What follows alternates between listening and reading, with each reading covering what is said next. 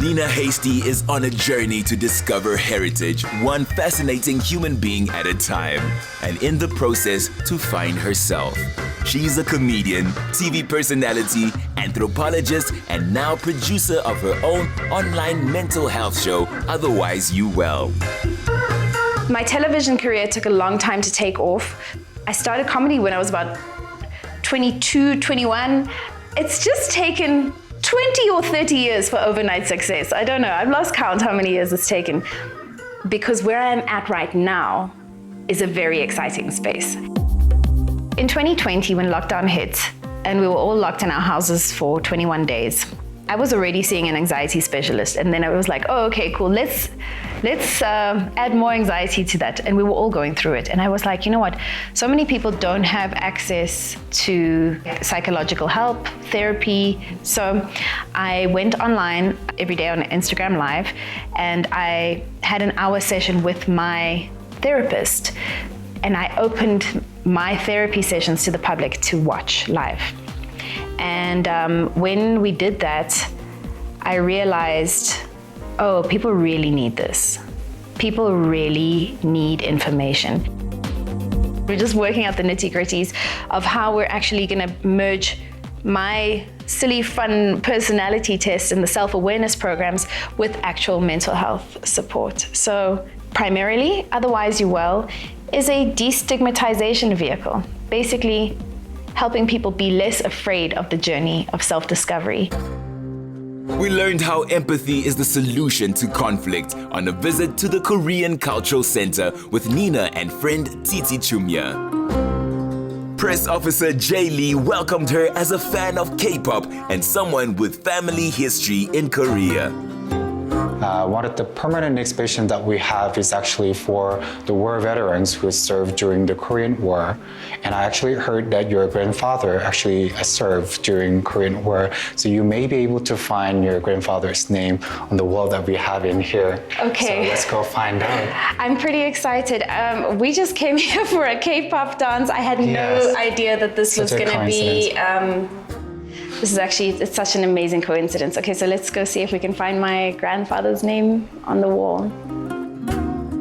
So what's the name of your grandfather? So my grandfather is B.B. Wiggett. B.B. Wiggett. So, all right, so this is Wiggett. Okay, so here we go. This is my grandfather's name. That's your grandfather. So Wiggett, B.A.A. Major. Oh yeah. That's so crazy. There's this entire war memorial with my grandfather's name on the wall. It's just actually quite crazy. It's beautiful. Okay, let's go dance. In this most Korean place, we found the K-pop dance instructor was South African Gia Jude.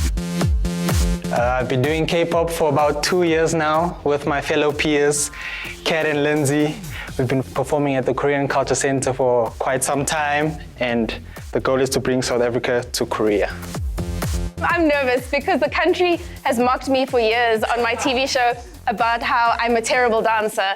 So I had this made-up dance that I used to do on Trending SA whenever I came out, and I would just do this because everyone called it the fertility dance, but actually I was doing this because I was fat and I was trying to hide my stomach. Okay, feet, you're gonna jump first.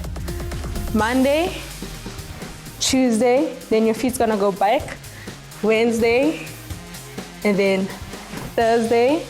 Every hour, every minute, every second, ta-ta. Oh, Bounce. ta-ta. Yeah, okay. Bounce, bounce. Loving you 7 days a week.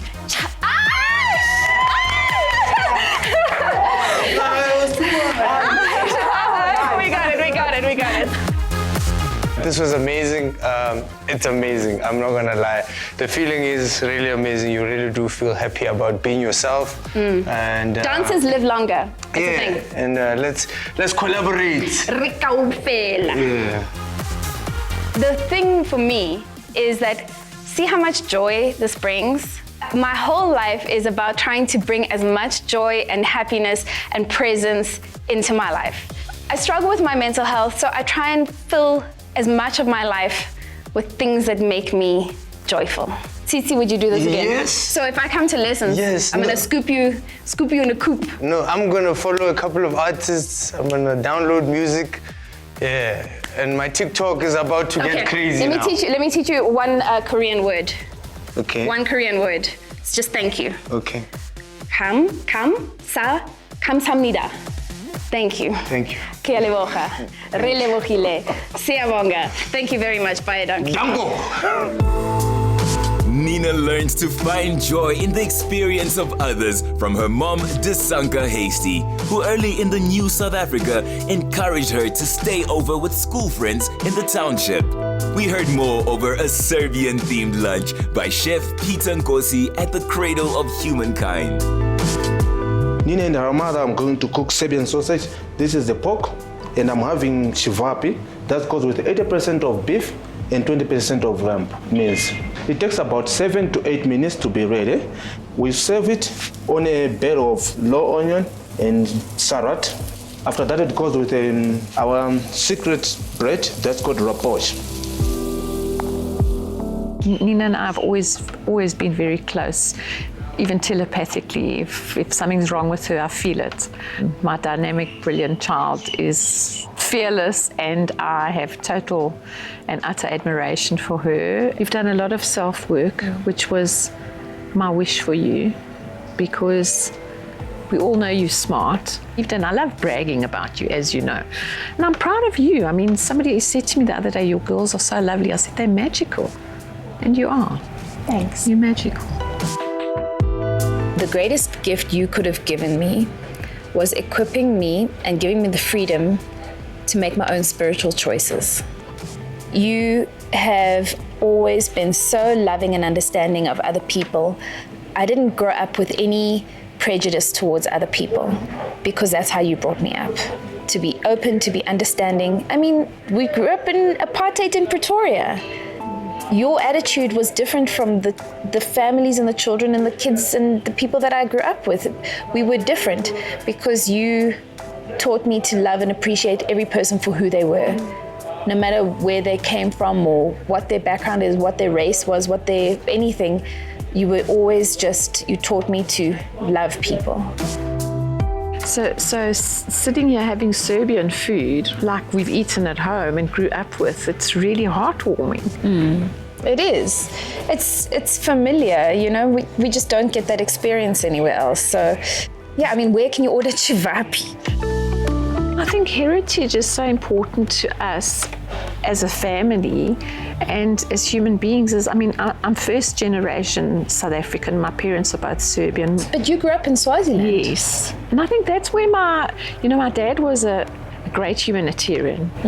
You know, he had respect for everybody. And I think that's where I learned those lessons that I passed on to you.